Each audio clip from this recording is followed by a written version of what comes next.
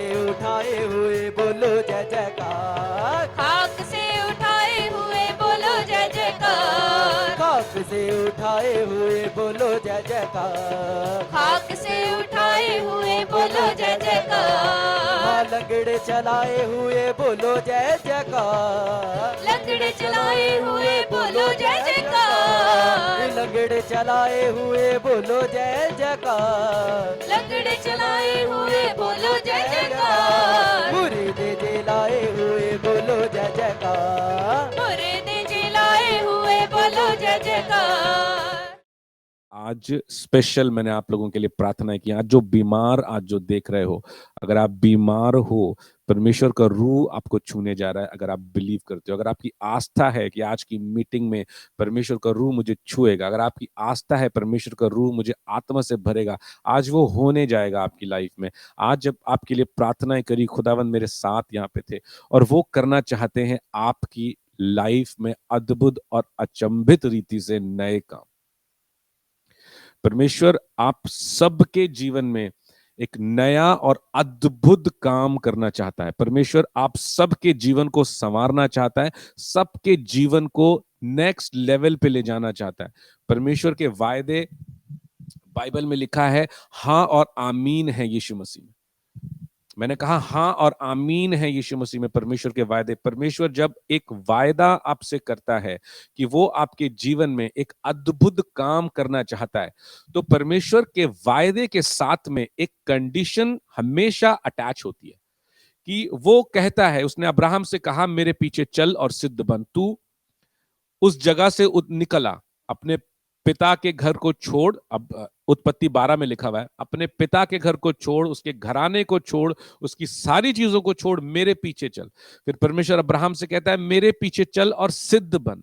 परमेश्वर आशीष देना चाहता है। परमेश्वर का वायदा, जो तुझे आशीष दे मैं उसे आशीष दूंगा, जो तुझे श्राप दे मैं उसे श्राप दूंगा, मैं तुझे आशीष का मूल बनाऊंगा।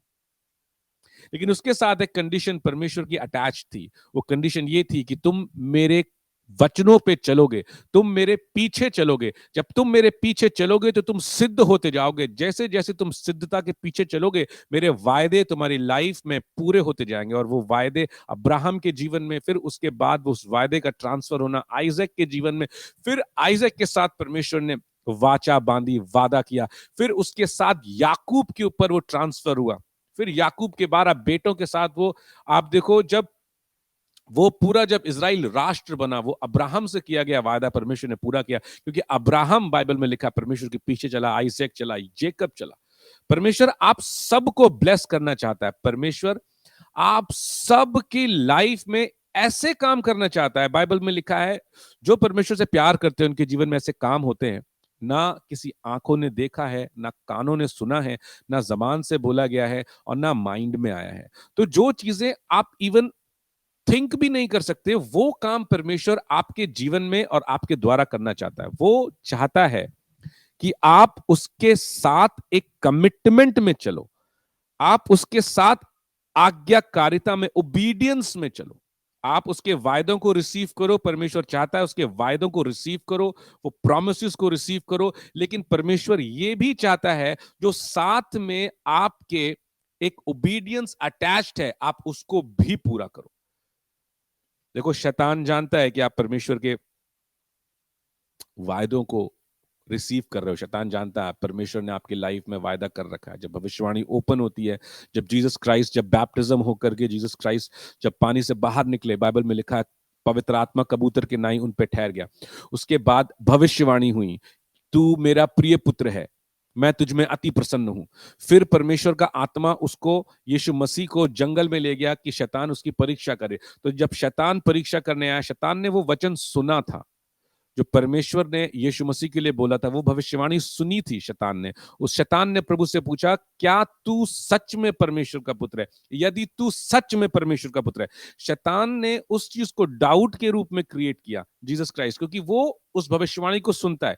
तो वो आपके लाइफ में की गई जो भविष्यवाणियां हैं, आपने जो वायदे को रिसीव किए हैं, उसको मालूम है, जो ओपन बातें हैं जो आपको मिली हैं, जो वो जानता है। और शैतान बहुत ही कनिंग है, बहुत ही क्राफ्टी है। इस बात को आपने समझना है और शैतान जानता है कि वो आपको कैसे नीचे गिराए ताकि आप उसके वायदे से नीचे गिरो, और जो उसमें कंडीशन अटैच है कि वो कंडीशन आपने पूरी करनी है, वो आप उससे नीचे गिर जाओ और वो वायदा आपकी लाइफ में पूरा ना हो।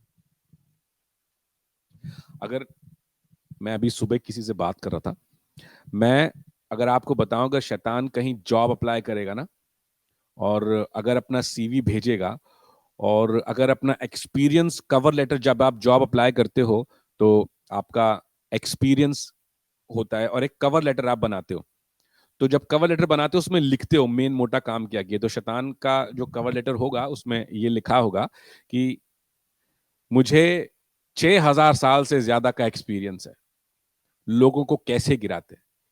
और फिर उसकी उसकी जब एक्सपीरियंस पढ़ोगे उसमें लिखा होगा शैतान के एक्सपीरियंस में कि मैंने स्वर्गदूतों को गिराया, मैंने स्वर्गदूतों को नीचे गिरा दिया, मैंने आदम को गिराया, मैंने आदम की सारी जनरेशन को गिराया, मैंने उसके बेटे केन को गिरा दिया, मैंने मैंने उसके बाद नूहा के बेटे को गिरा दिया, मैंने उसके बाद कितने आगे जाकर के पढ़ते जाओ, मैंने उसके बाद आइजैक के बेटे को गिराया, ईसौ को गिरा दिया, और धीमे धीमे यहूदा के बेटों को गिरा दिया। उसका एक्सपीरियंस लेवल बढ़ता है क्योंकि वो उसका काम है कि वो परमेश्वर के लोगों को उसके वायदे से नीचे गिरा दे। और परमेश्वर एक धर्मी परमेश्वर है, परमेश्वर राइचियस गॉड है। जब आप उस कंडीशन को जो परमेश्वर ने आपके साथ कही है कि तू मेरे पीछे चल और सिद्ध बन, तो वो आपको पीछे चलने से नीचे गिरा देगा। सैमसन को उसने गिराया, उसने साउल को गिराया, उसने दाऊद को गिराने की कोशिश करी, उसने सोलोमन को नीचे गिरा दिया। कैसे गिराया? जो दाऊद को उसने व्यभिचार करवाया, और दाऊद व्यभिचार करने के बाद दाऊद को जब नथान नबी ने आकर के जब बताया, उसने गुनाह को माना, उसने माफी मांगी, फिर वो परमेश्वर ने उसके साथ दोबारा परमेश्वर के वायदे के अंडर में आया। वही शैतान, वही दुष्ट आत्मा उसके बेटे को उसने कैसे गिराया? व्यभिचार में जाकर के, लेडीज की वजह से कितनी शादियां उसने करी, कितनी रानियां उसने बनाई, उस ही की वजह से बाइबल में लिखा है सोलोमन गिरा, क्योंकि उसकी बहुत सारी पत्नियां थी। वही कमजोरी को पकड़ करके शैतान ने सोलोमन को गिरा दिया, जिसके विषय में लिखा उसके जैसा कोई बुद्धिमान ना था उस समय। तो इतना हैवी एक्सपीरियंस रखता है जो दुष्ट आत्मा आपकी लाइफ में वो रिलीज करता है ना, वो आपको गिराना चाहती है। और आज मैं आपको एक ज्यादा लंबा प्रचार नहीं करूंगा, मैं मोटी मोटी कुछ बातें आपको बताऊंगा कि क्या आपको ऐसा करना है कि आप उस पर गिरो नहीं, आप उसके वायदे से नहीं गिरो। परमेश्वर चाहता है आप खड़े हो। देखो बाइबल में लिखा है, अगर आप नीति वचन 28 को खोलोगे, उसका 9वां पद पढ़ो, 28 का 9 पद, उसमें लिखा हुआ है, जो अपना कान व्यवस्था सुनने से मोड़ लेता है उसकी प्रार्थना घृणित ठहरती है। जो अपने कान व्यवस्था सुनने से मोड़ लेता है उसकी प्रार्थना घृणित ठहरती है। सो जब आप इस वर्ड को सुनने को जब आप ग्रीक में पढ़ोगे तो उसका उसका अनुवाद मैं आपको आसान शब्दों में बताता हूं। उसका अनुवाद ऐसा है कि जो अपने कान, यानी कि जो देख रहा है, ऑब्जर्व कर रहा है अपनी लाइफ में कि मैं परमेश्वर के वचनों को नहीं मान रहा हूं, मेरी लाइफ में ये पाप है, ये गलत चीज है मेरी लाइफ में, और मैंने इसकी तरफ निगाह नहीं करी है, मैं देखते हुए भी अनजान बन रहा हूं, और जो चीज मेरी लाइफ में है उससे मैं डील नहीं कर रहा हूं। तो ऐसे लोगों की प्रार्थना बाइबल में लिखा है परमेश्वर ग्रहण नहीं करता। अगर आप भजन संहिता 66 उसका 18 वर्ष पढ़ोगे तो दाऊद भी यही कहता है। एम्प्लीफाइड बाइबल में इंग्लिश में पढ़ोगे तो बहुत ही क्लियर लिखा हुआ है, परमेश्वर कभी भी उसकी प्रार्थना नहीं सुनता। यानी कि वो कौन सी प्रार्थना? परमेश्वर उसकी जो जिस लेवल पे उस व्यक्ति को जाना है, जिस जिस लिए परमेश्वर ने उस व्यक्ति को चुना है कि वो उसके राज्य में आए, परमेश्वर ने आप सबको चुना है, और आप सबके लिए एक एक जबरदस्त, मैं कहूं एक ऐसा कारण परमेश्वर के पास है कि वो आपको खाली दो चार चीजें देने के लिए नहीं लाया, एक बड़े प्लान के अंडर में आपको उसने मसीह यीशु में लेकर के आया है कि वो प्लान परमेश्वर का आपके थ्रू पूरा हो। जब आपकी लाइफ में ऐसी चीजें होती हैं, जब आप आपके कान, यानी कि आप उसको देख रहे हो है मेरी लाइफ में और उससे डील नहीं कर रहे हो, तो परमेश्वर आपकी प्रार्थना है वो नेक्स्ट लेवल वाली। तो जिस लेवल पे आप जाना चाहते हो, जो रखा है परमेश्वर ने, आप उस तक कभी नहीं पहुंच सकते। शैतान जानता है कैसे गिराना है। बाइबल में लिखा हुआ है, अगर आप नीति वचन को ही पढ़ो, मैं खाली मेन दो मुद्दों पे बात करूंगा, एक है प्राइड, दूसरा है रेबेलियन। और वही सबसे बड़ा कारण है, प्राइड और रेबेलियन, जिससे लोग गिरते हैं। देखो नीति वचन में लिखा हुआ है 18 उसके 12वें अध्याय में, इंग्लिश में मैं पढ़ रहा हूं, आपके पास हिंदी बाइबल है, आप हिंदी में जरूर पढ़ो। Before a downfall the heart is haughty but humility comes before honour. इसमें लिखा हुआ है, मैं आपको हिंदी में पढ़ के सुनाता हूं। मेरे पास है बाइबल, मैं हिंदी पढ़ सकता हूं, और आपके लिए मैं खोलता हूं नीति वचन प्रोवर्ब्स 18:12। उसमें ऐसा लिखा है, नाश होने से पहले मनुष्य के मन में घमंड और महिमा पाने से पहले नम्रता होती है। नाश होने से पहले यानी कि गिरने से पहले उसके मन में घमंड आता है। वो गिरता नहीं, वो घमंड आता है। वो घमंड जब आता है तो वो मनुष्य नीचे गिरता है। और जब मनुष्य के अंदर ह्यूमिलिटी आती है तो वो मनुष्य ऊपर उठता है। देखो यहां पे लिखा हुआ है, महिमा पाने से पहले नम्रता आती है। तो जब परमेश्वर आपको उठाएगा, बाइबल में लिखा है, परमेश्वर के बलवंत हाथ के नीचे दीन बने रहो, परमेश्वर अपने समय में तुमको उठाएगा।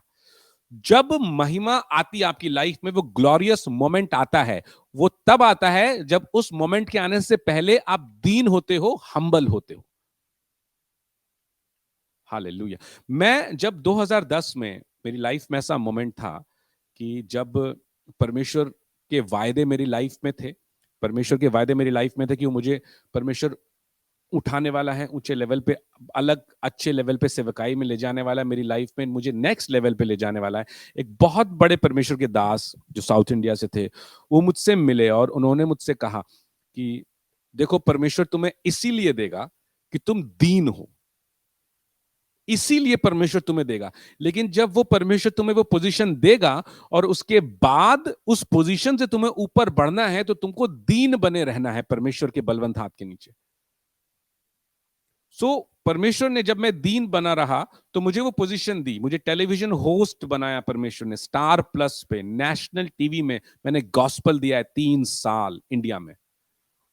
नेशनल टीवी पे कई चंगाइयां हुई हैं, कई गवाहियां हैं हमारे पास। लेकिन वो जो परमेश्वर ने उठाया, क्योंकि मैं दीन था, उसके बाद परमेश्वर के दास ने मुझसे कहा, यदि तुम दीन बने रहोगे तो परमेश्वर तुम्हें और ऊंचे पे उठाएगा। आप सीबीएन में पूछ सकते हैं किसी से भी, मेरी लाइफ में मैंने घमंड नहीं किया कभी, और ये मैं आपको सिखाना चाहता हूं ये बात। परमेश्वर मुझे यहां पे लाना चाहता था, परमेश्वर मुझे इस देश में लाना चाहता था, परमेश्वर मुझे नए ऊंचे लेवल पे ले जाना चाहता था। अभी तो हमने शुरू ही करी हुई है, आपने भी शुरू ही करी हुई है। आप सब, मैं बिलीव करता हूं, एक ग्रैंड लेवल पे जाने वाले हो यीशु मसीह के सामर्थ्य नाम में। जितने लोग आज सुन रहे हो, मैं सबके लिए बिलीव करता हूं ग्रैंड लेवल पे जाने वाले हो यीशु मसीह के सामर्थ्य नाम से। लेकिन बाइबल ये कहती है कि गिरने से पहले, नाश होने से पहले मनुष्य के मन में घमंड, और जब ये घमंड आता है, इस घमंड से परमेश्वर घृणा करता है, इस घमंड से परमेश्वर नफरत करता है। जब ये घमंड इंसान के मन में आता है, खास करके एक स्पिरिचुअल प्राइड जब इंसान के मन में आता है, हाँ मुझे तो सारा कुछ पता है, मैं तो सब जानता हूं, मैं तो, मुझे आता है, मुझे मत सिखाओ, मुझे आता है। एक घमंड आ जाता है जब इंसान को लगता है कि मैं कुछ हूं, मैं किसी लेवल पे पहुंच गया हूं, तो वो शैतान आपको डिसीव कर चुका होता है। जब आप इस घमंड में चलते हो तो बाइबल में लिखा हुआ है, आप नीचे गिरोगे। लूसीफर जो है ना, शैतान, घमंड की वजह से नीचे गिरा गया। सोलोमन के अंदर घमंड आया कि मैं तो इतना बुद्धिमान हूं, मैं पाप कैसे करूंगा। उसी घमंड ने सोलोमन को गिरा दिया। गिरने से पहले घमंड ने उसकी लाइफ में एंट्री करी। और जब एक घमंड लोगों की लाइफ में एंट्री करता है ना, दिमाग में एंट्री करता है ना, तो लोगों की लाइफ में दूसरी चीज एंट्री करती है, वो होती है रेबेलियन। जब आप अपने आप को कुछ समझने लगते हो, हाँ मैं तो कुछ हूं, तो आपकी लाइफ में एक रेबेलियन एंटर करता है। और जब रेबेलियन आपकी लाइफ में एंटर करता है, तो जो सबसे पहले जो आपकी स्पिरिचुअल अथॉरिटी होती है, आप उसके अगेंस्ट में रेबेल करते हो। और ये कैसे करते हो मैं बता, आप कोई अलग चर्च नहीं बना लेते हो। रेबेल कैसे करते हो? परमेश्वर का दास आपसे कुछ कह रहा है, आप उसको सुन नहीं रहे हो, जान रहे हो परमेश्वर का दास कुछ कह रहा है, अच्छा ये ऐसे थोड़ी होता है, ऐसे करेंगे हम। परमेश्वर का दास हमसे कह रहा है कि ये काम करना है, ठीक है, हम अपनी तरीके से करेंगे। वो रेबेलियन की स्टार्ट है। मैं किसी स्पिरिचुअल, परमेश्वर के दास ने मुझसे कहा है, मेरी स्पिरिचुअल अथॉरिटी से ने मुझसे कहा है ऐसा मत करो, वो क्यों कहा? मैं तो करूंगा ऐसा। वो रेबेलियन की शुरुआत आपकी लाइफ में हो गई है। वो घमंड की वजह से वो रेबेलियन ने आपकी लाइफ में एंट्री ले ली है। और जब रेबेलियन आपकी लाइफ में एंट्री ले लेता है, परमेश्वर के दास ने कहा कि बेटा आज खाने में, मैं उदाहरण के रूप में बता रहा हूं, है ना, आज खाने में आप चिकन खाओ, बकरा मत खाओ। तो आपने क्या किया? कहे होंगे परमेश्वर हमारा तो मन है, हम तो खा लेंगे। एक उदाहरण बता रहा हूं मैं उसको। सो क्या हुआ? बकरा खाने में प्रॉब्लम नहीं हुई। प्रॉब्लम क्या हुई कि आपने रेबेल करा परमेश्वर के दास का। अपनी स्पिरिचुअल अथॉरिटी ने कहा, आपने उसको माना नहीं। मैं आपको एक बात बताऊं, आज तक मुझे उस एक बात का मलाल मेरे हार्ट में आज तक है, जो मेरे पास्टर ने मुझसे कही 2010 में। और ये तब की बात है जब मेरे ऊपर यीशु मसीह रात में 3 बजे आकर के मुझे मसा करा परमेश्वर ने। ये उन दिनों की बात है, मेरा वो टेलीविजन होस्ट बनने से पहले की बात है। मेरे पास्टर ने मुझसे कहा कि तुम इस गाड़ी के बैक सीट में जाकर के बैठ जाओ। वैन थी, टोयोटा क्वालिस थी, शायद, मुझे याद, हाँ शायद। तो उन्होंने मुझसे कहा मेरी गाड़ी के बैक सीट में बैठ जाओ, और क्योंकि तुम जवान हो तुम बैठ सकते हो। तो मैंने मना कर दिया उनको। मैंने कहा मैं नहीं बैठ सकता पास्टर, मुझे थोड़ा अजीब सा लगता है बैठने में। तो उस समय मुझे नहीं पता, मैंने जानबूझ के उनको डिनाई नहीं किया, लेकिन एक अंदर एक चीज से मैं फाइट कर रहा था। मेरे भी दिमाग में था बहुत सारी चीजें। तो वो खुद परमेश्वर के दास बैक सीट में जाकर के बैठ गए, और गए, हम मिशन ट्रिप पे गए, मिनिस्ट्री करी, वापस आए। लेकिन वो मेरे हार्ट में बैठ गई बात कि मैंने क्यों परमेश्वर की दास की बात नहीं मानी। मुझे प्रभु ने रखा है, परमेश्वर के दास के अधीन रखा है, तो मुझे परमेश्वर के दास की बात माननी चाहिए थी। मैंने जाकर के पास्टर को सॉरी भी बोला। पास्टर ने कहा कोई बात नहीं, दैट्स फाइन, तुम जवान हो, कोई बात नहीं। लेकिन मैं आपको सच बताऊं, वो मेरी लाइफ में आज भी जब भी मुझसे याद करता हूं ना, मैं उस बेवकूफी को याद करता हूं। और लाइफ में अगर मेरी स्पिरिचुअल अथॉरिटी मुझसे कुछ कहते हैं, अगर मेरा मेंटर मुझसे कुछ कहता है, अगर मेरे ऊपर जो परमेश्वर ने रखे अगवे मुझसे कुछ कहते हैं, चाहे उसके पीछे लॉजिक ना निकले, मुझे वो करना है, क्योंकि मेरे आत्मिक अथॉरिटी ने, स्पिरिचुअल अथॉरिटी ने कही है। आज तक मलाल मेरे हार्ट में रह गया कि मैं शायद टाइम को रिवाइंड करके वापस चला जाऊं और उसी स्थान में पहुंच जाऊं और पास्टर से कहूं पास्टर मैं बैठूंगा पीछे। जीसस क्राइस्ट को पकड़वाने के लिए यहूदा ने क्या करा? रेबेलियन करा यहूदा ने करा, अरे यार ठीक है, तो बोल रहा है मैं पुनरुत्थान हूं, मैं ये हूं, चिन्ह भी देखे उसने, चमत्कार भी देखे। उसने क्या करा? चलो ठीक है, मैं थोड़े पैसे कमा लेता हूं, मैं थोड़ा फायदा उठा लेता हूं जीसस क्राइस्ट का, ये तो छुड़ा ही लेगा अपने आप को, ये तो बोलता ही ऐसे।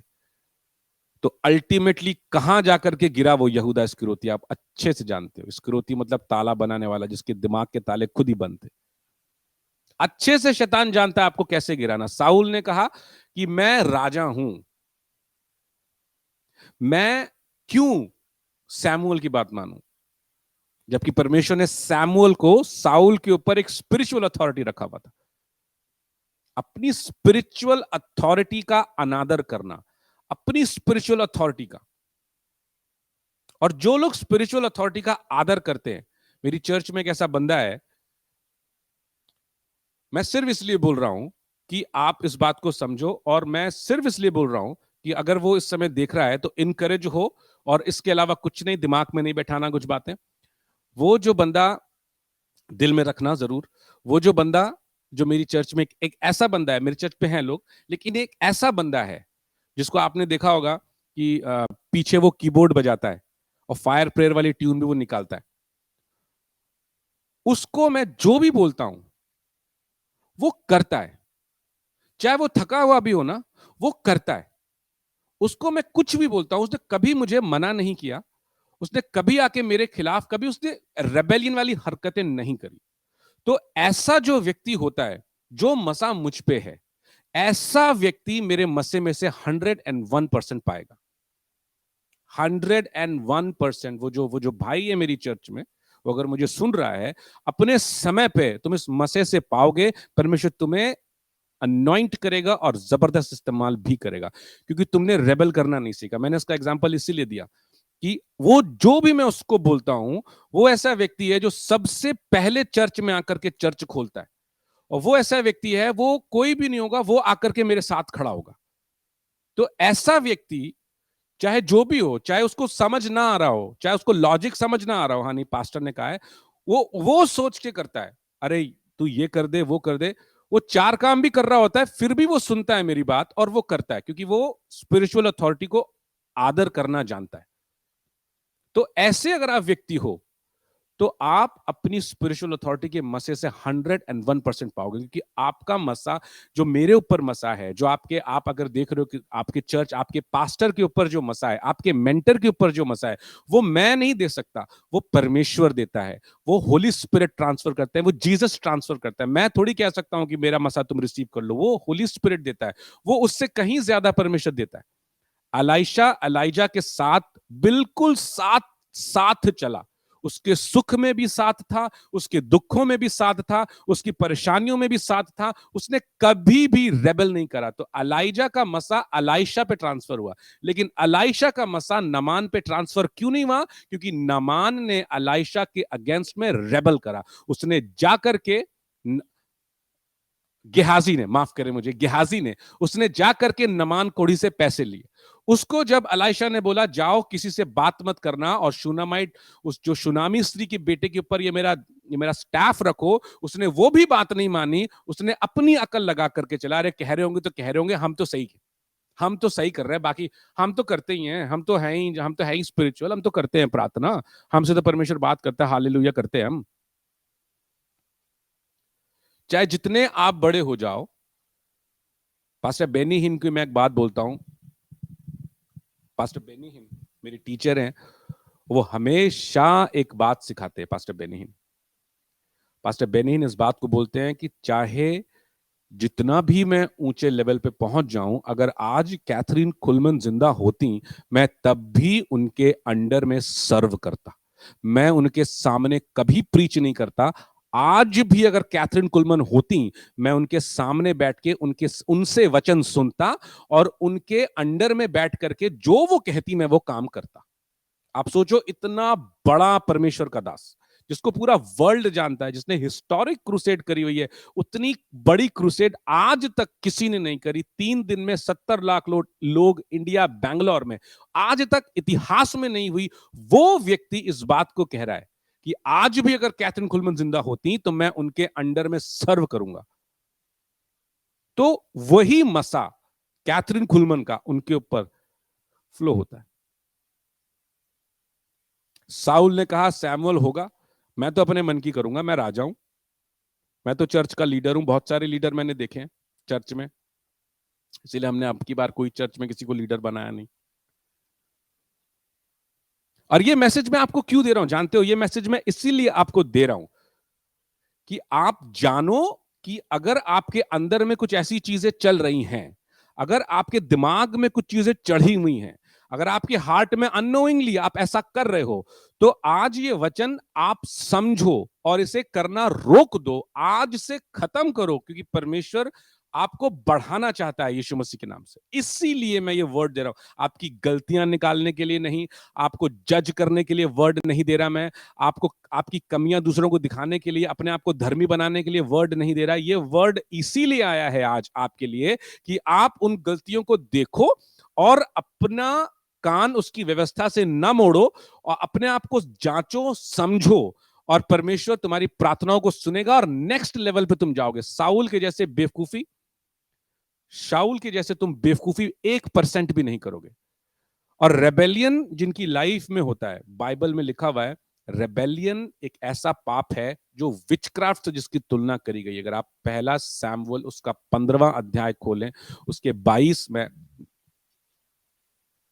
मैं खोलता हूं यहां से, पर मैं आपको दिखा नहीं पाऊंगा शायद, उसका 22 और 23 पद, मेरी स्क्रीन इधर है तो मैं इधर देख करके स्क्रीन में पढ़ रहा हूं। शैमुएल ने कहा क्या यहोवा होम बलियों और मेल बलियों से उतना प्रसन्न होता है जितना कि अपनी बात के माने जाने से प्रसन्न होता है? सुन, मानना तो बलि चढ़ाने से और कान लगाना मेढ़ों की चर्बी से उत्तम है। देख, बलवा करना और भावी कहने वालों से पूछना एक ही समान पाप है। बलवा करना यानी कि रेबेलियन, और भावी कहने वालों से पूछना यानी कि विचक्राफ्ट, जो सॉर्सरी होती है, एक ही समान पाप है। और हट करना यानी कि जिद करना मूर्तों और ग्रह देवताओं की पूजा के तुल्य है। इंग्लिश में वर्ड है विचक्राफ्ट, जिसको हिब्रू में लिखा है केसेम, जिसका मतलब है डिविनेशन, जो भूत सिद्धि करते हैं, जो ओझाई करते हैं, उनकी बात मैं बता रहा हूं। वो जिनका जो पाप है, वो पाप जो रेबेल करते हैं, जो रेबेल करते हैं, ये वो उनके इक्वल वो पाप करते हैं। और जिनकी लाइफ में एक स्ट्रीक ऑफ रेबेलियन रहती है, उनकी लाइफ में, मैंने संडे भी चर्च में अपने बताया, जिनकी लाइफ में वो रेबेलियन रहती है, कहीं ना कहीं कैरेक्टर में रहती है, उनके एक्शन में रहती है, वो प्राइड और रेबेलियन रहती है। हाँ, हम तो नहीं मानेंगे जी, भले सामने कुछ के, हम तो नहीं मानेंगे जी। वो हमेशा इस पाप के अंडर में रहते हैं। विचक्राफ्ट हमेशा उनकी लाइफ में प्रभुता रखता है। सैमुअल ने कहा कि ये जो तुमने करा है हरकत, जो तुमने मेरे आने से पहले जो तुमने कुर्बानी दे दी, तुमने स्पिरिचुअल अथॉरिटी को रिजेक्ट कर दिया। परमेश्वर सैक्रिफाइस से नहीं, आज्ञा मानने से प्रसन्न होता है। मैं आपको बता रहा हूं, आप समझो इस बात को। परमेश्वर ने आपकी जीवन में एक चर्च में एक पास्टर दिया है। पास्टर को अगर ग्रीक में अगर आप सही अर्थ लगाओगे, उसका मतलब है मैसेंजर, जो स्वर्गदूत से जिसकी तुलना करते हैं, वो मैसेंजर, वो वर्ड यूज किया है पास्टर के लिए। वो परमेश्वर का भेजा हुआ मैसेंजर है आपके लिए। आप भले ही बहुत ज्यादा जानते हो आपके पास्टर से, हो सकता है आप ज्यादा ज्ञानी हो अपने पास्टर से, हो सकता है आपको ज्यादा ज्ञान हो, लेकिन आप अपने पास्टर को सिखाने के लिए परमेश्वर ने आपको नहीं रखा है। समझना मेरी बात।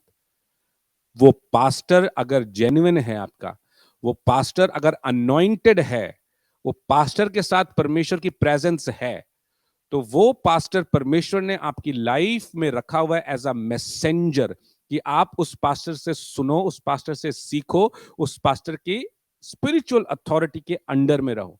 हो सकता है आप जानते हो बहुत सारी चीजें, हो सकता है आपका मन करता हो नहीं, वो जो बोल रहे हैं मैं नहीं करूंगे, मैं, क्योंकि मैंने हमेशा माँ बाप की नहीं सुनी, मैंने हमेशा अपने दोस्तों की नहीं सुनी, मैंने अपने वाइफ की नहीं सुनी, मैंने अपने हस्बैंड की नहीं सुनी, मैंने अपने ब्रदर की नहीं सुनी, सिस्टर की नहीं सुनी, मैं तो अपने तरीके से काम करूंगा।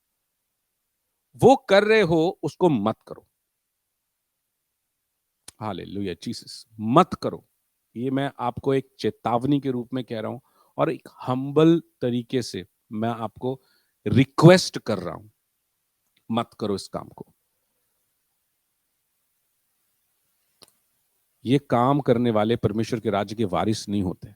एक तो आप गिरोगे, ऊपर से जो शैतान आपकी लाइफ में प्रभुता रखेगा, वो आने वाले दिन में आपकी स्थिति ऐसी होगी ना, वो मत्ती की पुस्तक में लिखा हुआ, जब एक दुष्ट आत्मा निकलती है तो वो वापस मुड़ती है और होपफुल रहती है वो दुष्ट आत्मा कि ये मेरा घर है, मैं वापस आऊंगी। वो होपफुल रहती है वो दुष्ट आत्मा कि वो वापस आएगी इस घर में।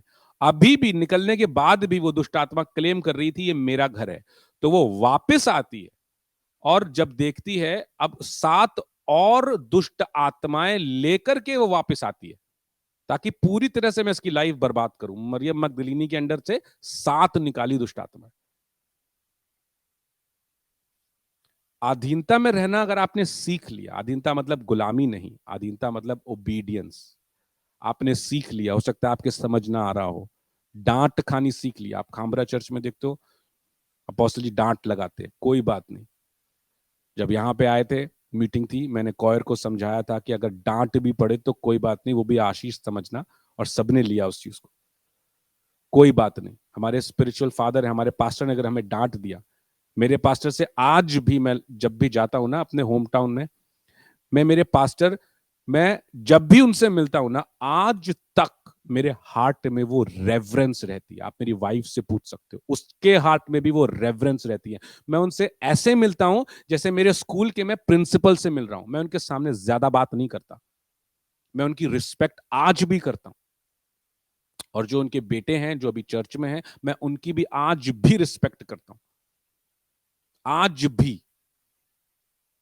क्योंकि मैं उस चर्च से बैप्टाइज हुआ, उस चर्च में मैं सेव हुआ। आज भी उस चर्च की स्पिरिचुअल अथॉरिटी को मैं रिस्पेक्ट करता हूं। आज भी वो रेवरेंस मेरे अंदर परमेश्वर ने रखी है कि जो स्पिरिचुअल, जिन्होंने मुझे बैप्टिज्म दिया है, जिन्होंने मुझे सिखाया है, जहां मैंने मसीह के बारे में सीखा है, आज भी मैं उनके अगेंस्ट में नहीं बोलूंगा। आज भी उन्होंने कुछ कहा मुझसे तो मैं उसको करूंगा जरूर। और वो आज भी मुझे बताएंगे तो मैं सुनता हूं। जब भी वो मुझसे मिलते हैं, कुछ बताते हैं, मैं सुनता हूं। और मैं कान से सुन के यहां से नहीं निकालता, दिल में रखता हूं मरियम के जैसे, ताकि वो चीजें होएं, पूरी होएं। क्योंकि एक बात मैंने जानी मेरी लाइफ में, परमेश्वर से अगर आपको आशीष पानी है, उसके वचनों पे चलना है। और उसका वचन हमें सिखाता है, दीन रहो, हम्बल रहो, परमेश्वर अपने आप उठाएगा आपको। मत करो अगर आप ऐसी हरकतें कर रहे हो साउल के जैसे। दाऊद भी राजा था, दाऊद भी राजा था जब उसने व्यभिचार करा उस बातशेबा के साथ, उस उराया की बीवी के साथ में, बातशेबा के साथ में जब उसने व्यभिचार करा, उसने सोचा मैं राजा हूं, मैंने तो कर लिया, मैं जो चाहूं करूं। लेकिन जब नाथान नबी ने आकर के जब उसे समझाया, वर्ड दिया, उसने अपनी गलती मानी। और नीति वचन 28 में अगर आप उसके पढ़ोगे, 13वें पद में लिखा हुआ है, 28:13 में लिखा हुआ है प्रोवर्ब्स में, जो अपने अपराध छिपा रखता है उसका कार्य सफल नहीं होता। मैंने आपको भी ये बताया, आप देख रहे हो आपकी लाइफ में ये है और फिर भी आप उसे छिपा करके रखते हो, आपके कार्य सफल नहीं होंगे। जहां आपको पहुंचना, आप पहुंचोगे भी नहीं और धीरे धीरे आप गिरोगे उस कार्य से। और उसके बाद लिखा है, परंतु जो उनको मान लेता है और छोड़ भी देता है, उस पर दया की जाएगी। जो उनको मान लेता है और छोड़ भी देता है। दाऊद ने मान लिया कि हां, मैंने गलत काम करा और मेरे ऊपर जो स्पिरिचुअल अथॉरिटी रखी है, भले ही मैं राजा हूं, लेकिन मेरे ऊपर एक स्पिरिचुअल अथॉरिटी है। वो कौन है? वो प्रॉफिट नथान की स्पिरिचुअल अथॉरिटी है। उससे पहले किसकी थी? सैमुअल की स्पिरिचुअल अथॉरिटी थी। उससे पहले किसकी थी? उसके पिता की स्पिरिचुअल अथॉरिटी थी। उससे पहले उसके पहले उसके साउल, उसके राजा की अथॉरिटी उसके ऊपर थी। उससे पहले किसकी अथॉरिटी? उसके पिता की अथॉरिटी उसके ऊपर थी। दाऊद ने कभी साउल के अगेंस्ट में आकर के फाइट नहीं किया। दाऊद ने हमेशा साउल की जान को छोड़ा। उसने कहा मैं परमेश्वर के अनॉइंटेड, मेरी वो स्पिरिचुअल अथॉरिटी रहा है, वो राजा रहा है, मैं उसके अगेंस्ट में नहीं जाऊंगा कभी। लेकिन सैमुअल के साथ जो उसने रेबेलियन किया साउल ने, फिर वो सैमुअल को खोजता रहा, सैमुअल मिला नहीं उससे। सैमुअल ने कहा आज के बाद मैं तेरा शक्ल नहीं देखूंगा। अपनी स्पिरिचुअल अथॉरिटी को उसने रिजेक्ट करा, अपनी स्पिरिचुअल अथॉरिटी की उसने बेइज्जती करी। ना उसने खुदा से माफी मांगी, ना उसने स्पिरिचुअल अथॉरिटी से माफी मांगी। और बाइबल में लिखा हुआ है, पढ़ना इसको, परमेश्वर ने मार दिया साउल को। कोई मनुष्य नहीं मार सकता परमेश्वर के अनॉइंटेड को। परमेश्वर ने बाइबल में कहा, गॉड किल्ड सॉल। अंत में क्या पहुंचा वो जाकर के? उसी का पाप, सैमुअल कहता है तेरा ये पाप विचक्राफ्ट के समान है। और गया एंड में वहीं, मरने से एक दिन पहले, विच ऑफ एंडोर के पास, अगले दिन वो मारा गया।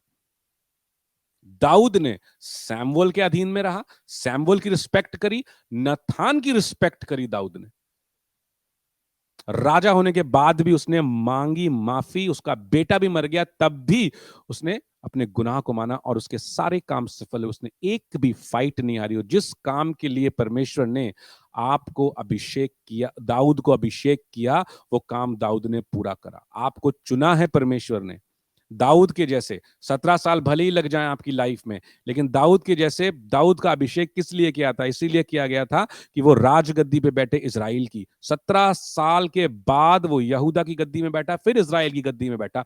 जो मेन काम परमेश्वर ने करवाया दाऊद से, जिसके लिए वो अपनी मां के गर्भ में रचा गया, जिसके लिए उसके ऊपर अनॉइंटिंग उतरा, जिसके लिए उसके ऊपर उसने, परमेश्वर ने स्पिरिचुअल अथॉरिटी रखी, वो काम दाऊद ने करा कब? जब वो इजराइल का राजा बना। लेकिन उससे पहले जो दाऊद की जर्नी रही, भले ही उसने गुलात मार दिया हो, भले ही उसने जंगें जीती हो, फिलिस्तीनियों को हराया हो, 300 लोगों का कैप्टन बना हो, उसने स्पिरिचुअल अथॉरिटी के अंडर में रह करके सारी चीजें करी। तो आपकी लाइफ में आप नहीं जानते कि परमेश्वर ने किस ग्रेटर ग्लोरी के लिए आपको चुना हुआ है। वो जो भविष्यवाणियां परमेश्वर ने आपको एक एक छोटी छोटी भविष्यवाणी होती ना, 2 लाइन की भविष्यवाणी कर दी ना, वो परमेश्वर का आने वाला टाइम की वो एक ऐसे कीमती मोती है ना आपकी लाइफ में, जो उसने आपके हाथों में दिए हुए हैं कि बेटा ये मैं करना चाहता हूं और इससे बढ़कर के करूंगा। अपनी स्पिरिचुअल अथॉरिटी के अधीन रहो, बलवंत हाथ के मेरे नीचे दीन बन के रहो। जब वो दीनता हम सीखते हैं, हम बढ़ते हैं। जब वो प्राइड हम सीखते हैं, हम घटते हैं। हालेलुया। आज जब हम वर्शिप करेंगे, आज जब हम प्रार्थना में जा रहे हैं, बस अब हम प्रार्थना में जा रहे हैं। आप देखो, पूरे टाइम मैंने कहा था कोयर रेस्ट करो, पूरे टाइम कोयर वहां बैठी हुई है, हिले नहीं लोग। इन्होंने रिस्पेक्ट किया, वहीं बैठे हुए नीचे। ये मैंने इसीलिए अभी वीडियो ऑन किया, आप देखो इस चीज को। क्यों परमेश्वर ऐसे लोगों को आशीष नहीं देगा? क्यों परमेश्वर जो मेरे चर्च में जो भाई है ऐसे लोगों को आशीष नहीं देगा? देगा परमेश्वर आशीष, क्योंकि उनको अथॉरिटी की रिस्पेक्ट करनी आती है।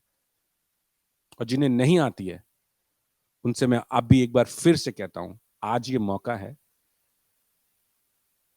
माफी मांगो। तुम्हारे सारे कार्य सफल करेगा परमेश्वर, तुम्हारी लाइफ को ऐसे बनाएगा जैसे आपने कभी सोचा नहीं था।